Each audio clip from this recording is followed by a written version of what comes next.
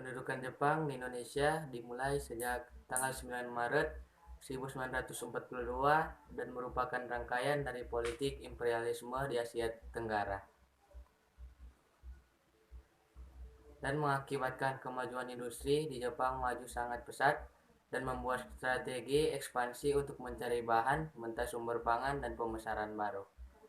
Konstalisasi negara Jepang didorong oleh menguatnya ambisi militerisme Jepang yang memungkinkan hal tersebut terjadi. Imperialisme Jepang memiliki hubungan yang sangat erat. Dokumen Tanaka di dalam kerangka politik makro. Dokumen Tanaka merupakan dokumen tentang rencana ekspansionisme negara Jepang. Invasi ke Nusantara adalah salah satu bagian dari kerangka politik ekspansionisme Jepang di Asia Tenggara.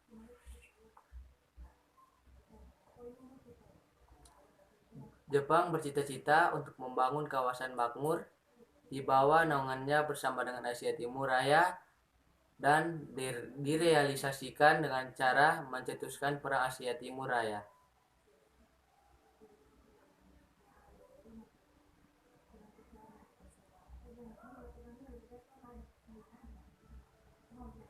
Masa pendudukan Jepang di Indonesia yaitu dimulai pada tahun 1942 dan berakhir dengan proklamasi kemerdekaan Republik Indonesia oleh Presiden pertama kita yaitu Insinyur Soekarno dan Muhammad Hatta atas nama bangsa Indonesia pada tanggal 17 Agustus 1945. Belanda dulu diduduki oleh Nazi Jerman pada bulan Mei 1940. Awal mula Perang Dunia Kedua, keadaan siaga diumumkan oleh Hindia Belanda dan pada Juli mengalihkan ekspor untuk Jepang ke Amerika Serikat dan Inggris. Belanda memulai negosiasi Jepang dengan tujuan untuk mengamankan persediaan bahan bakar untuk penerbangan kegagalan pada bulan Juni tahun 1941. Penaklukan Asia Tenggara oleh Jepang dimulai pada Desember tahun 1941. Faksi dari Sumatera, penerimaan bantuan Jepang untuk mengadakan revolusi terhadap pemerintahan Belanda terjadi pada bulan yang sama. Jepang mengalahkan pasukan Belanda yang terakhir pada Maret 1942. Masa pendudukan Jepang di Indonesia dulu bervariasi karena orang pribumi tergantung pada seseorang hidup dari status sosial orang tersebut. Mereka mengalami perbudakan seksual yang terlibat penyiksaan sewenang-wenang dan kejahatan perang lainnya bagi yang tinggal di daerah yang dianggap penting di dalam pertempuran. Campuran dari Indonesia dan Belanda merupakan target dalam mendudukan Jepang. BPUPKI, Badan Penyelidik Usaha-Usaha Persiapan Kemerdekaan Indonesia atau Dotkuritsu Junbi Kosakai dalam bahasa Jepang dibentuk Jepang untuk persiapkan kemerdekaan. BPUPKI bertugas untuk membentuk persiapan pra-kemerdekaan dan membuat suatu dasar negara dan digantikan oleh PPKI yang bertugas untuk mempersiapkan kemerdekaan. Dibandingkan dengan industrialisasi di era kolonial Belanda, industri modern tentu saja berdampak lebih jauh dan lebih luas. Di dalam struktur kerja dan angkatan kerja ada pergeseran di daerah perkotaan. Contohnya sekarang yaitu adanya jenis-jenis dari pekerjaan yang sebelumnya belum ada, seperti advokasi, konsultasi, dan organisasi bantuan hukum. Pergeseran juga dialami oleh buruh hal gender lah yang terutama. Dahulu kala tenaga kerja laki-laki memonopoli, tetapi sekarang perempuan juga sudah bisa berperan di dalam segala bidang pekerjaan. Aspek ekonomi sekarang sudah tidak ditentukan oleh hanya kelas sosial saja, tetapi juga aspek-aspek yang lainnya juga. Contohnya seperti faktor profesionalisme seseorang dan kelangkaan. Hal tersebut disebabkan oleh masyarakat industri adalah kreativitas yang menghargai dapat menambahkan poin di dalam kerjaan mereka.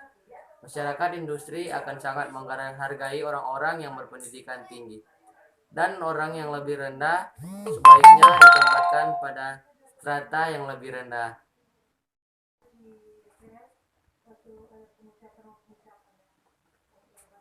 Dampak pendudukan Jepang di Indonesia. Aspek ekonomi dan sosial. Di kedua aspek ini kita bisa untuk menemukan cara untuk mempraktikkan eksploitasi dan ekonomi sosial yang dilakukan Jepang untuk masyarakat Indonesia dan bisa membandingkan dampak ekonomi dan sosial dengan dampak politik dan birokrasi. Hal tersebut menempatkan sistem regulasi pemerintahan Jepang sebagai berikut. Kegiatan ekonomi yang digunakan untuk kepentingan perang, segala potensi bahan baku dan sumber daya alam digunakan untuk industri yang mendukung mesin perang. Jepang menyita seluruh pabrik, perkebunan, bank, dan perusahaan yang sangat penting. Kebohongan banyak sekali di dalam pertanian dan mengakibatkan penekanan yang difokuskan pada kebijakan ekonomi dan industri perang. Penyebab dari penurunan produksi pangan, kelaparan, dan kemiskinan yang meningkat secara drastis. Aspek politik, kebijakan yang dilakukan oleh dari Nippon atau pemerintahan militer Jepang adalah melarang semua kegiatan dan rapat politik. Peraturan yang terkandung pada semua organisasi politik dan asosiasi dibentuk pada tanggal 20 Maret 1942. Pada tanggal 8 September 1942 dikeluarkan Undang-Undang Nomor 2, Jepang mengontrol organisasi nasional seluruhnya. Aspek kehidupan militer. Di saat masuk kependudukan kedua pada tahun 1943, Jepang intensif mendidik dan mendidik para pemuda pribumi di bidang militer.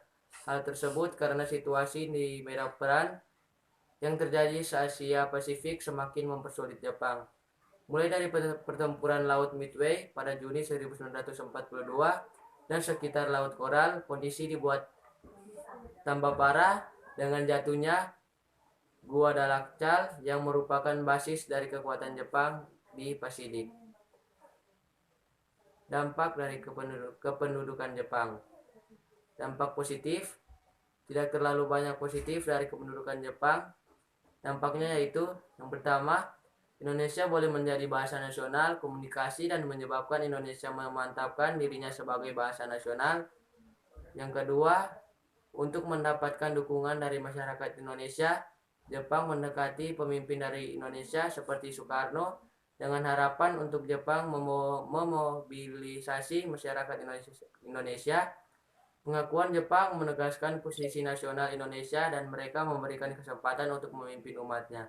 Yang ketiga, anti Belanda didukung oleh Jepang sehingga mendukung semangat nasionalisme Indonesia seperti menolak pengaruh Belanda, contohnya mengubah nama Batavia menjadi Jakarta.